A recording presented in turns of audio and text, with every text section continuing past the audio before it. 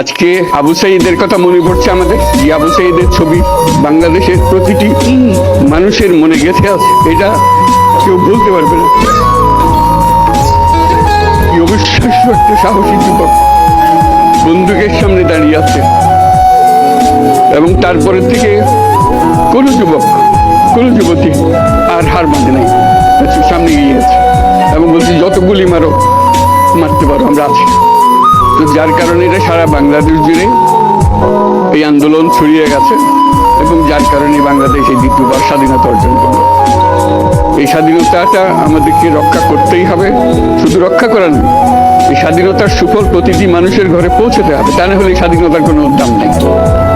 এই স্বাধীনতাটাকে পৌঁছানো হলে আমাদের শপথ, আমাদের যে প্রতিজ্ঞা, যে আমাদেরকে এটা করতে হবে, ঘরে ঘরে পৌঁছাতে হবে। মানুষ যেন জানে যে বাংলাদেশ স্বাধীন হওয়ার অর্থ হলো তার নিজের পরিবর্তন, ব্যক্তির পরিবর্তন, সুযোগের পরিবর্তন, তার ছেলে মেয়ের ভবিষ্যতের পরিবর্তন।